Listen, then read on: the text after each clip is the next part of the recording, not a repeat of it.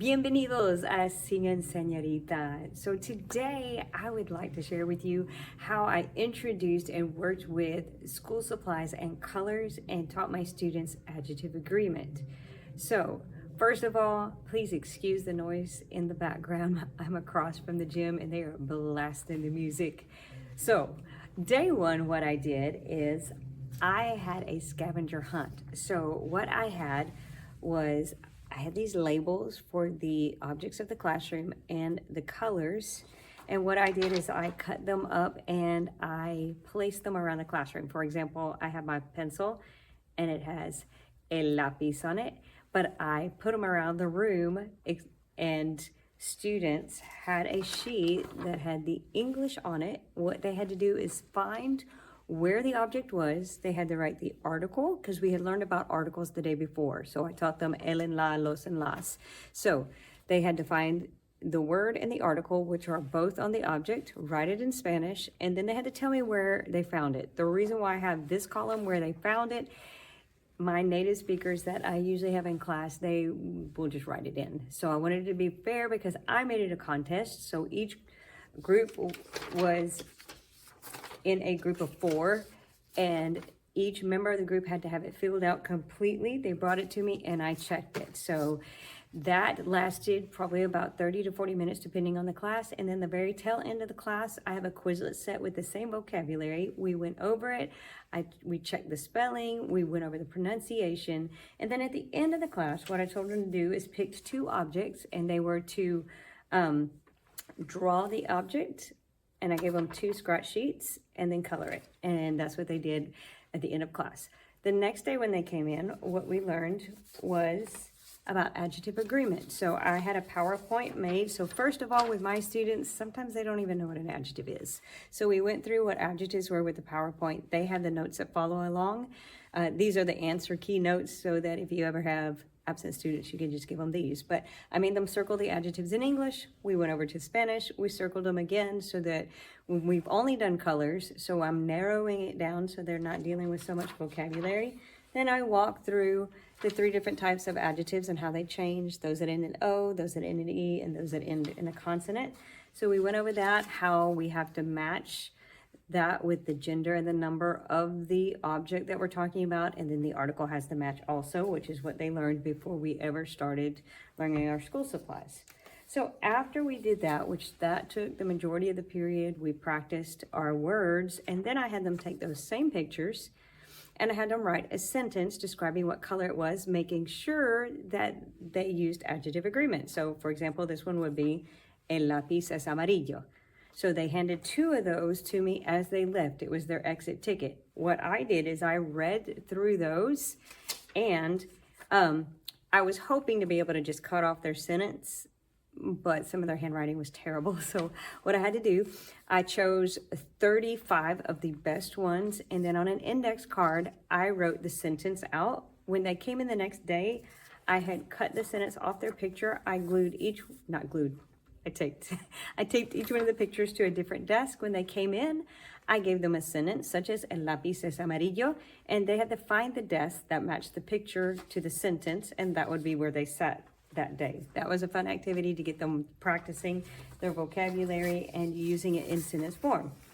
Then on the next day, what we did, I had them, we did a lot of activities where we practiced different things, and then I usually practice the vocabulary with Quizlet. We were also practicing the preliminary things like conversations, alphabet numbers. So every day I'm going over that just to make sure they're used to it.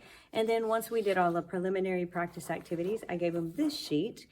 And actually each student might get a different sheet because I have 8 different ones with different objects. Now, these sheets have a few objects that weren't on their vocab list. So what I did is I just told them what they were. And what they had to do was color the object, and we were going to play bingo the next day. So with the bingo, I had calling cards, which I don't have with me. I'm going to be right back.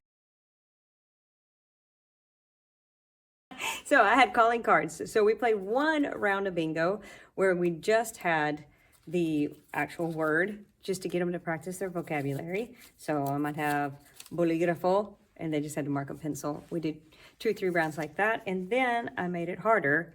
So I added the colors in there. So whatever color showed up, I would create a sentence and I would say, el bolígrafo es morado.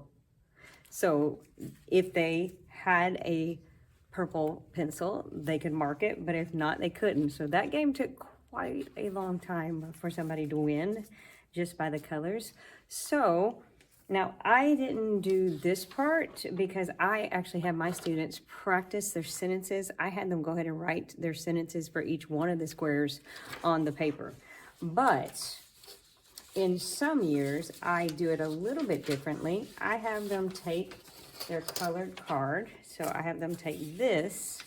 They pick out some of them that they marked in bingo. They cut them out and put 4 different ones on here, and then they would write their sentence. But because I had them do it on the original bingo sheet, I did not have them do this one this year. Then I went on to teach more things with adjective agreement. So I went on, which is in the same PowerPoint. So I did adjective agreement, just the gender part, everything's singular in the first part. The second part is making things plural.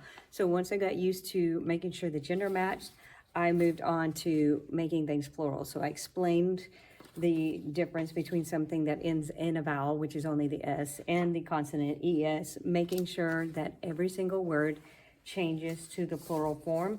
And then I just simply had them rewrite some sentences in the plural form. We practiced that way.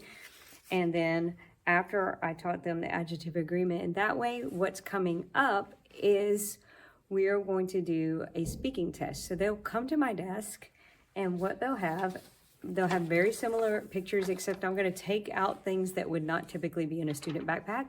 And the quiz is going to be, ¿qué hay en tu mochila? Or ¿qué tienes en tu mochila? So I'm going to teach them how to answer it both ways. And I'm going to have a little fake backpack. And these, the ones that would normally be in somebody's backpack, are going to be in there. Some will be in the plural form, some will be in the singular form, and they're going to pull out without looking and show me the picture that they pulled out, and then I'm going to ask them either ¿qué hay en tu mochila? Or ¿qué tienes en tu mochila? And they have to give me a full sentence answer, including the color, whether it's plural sentence or singular sentence, and that is going to be how we wrap up teaching school supplies and colors and adjective agreement. So I hope you found some ideas that will help you, and I will leave the things that I used in the description as links. So I hope you have an awesome week. Adios.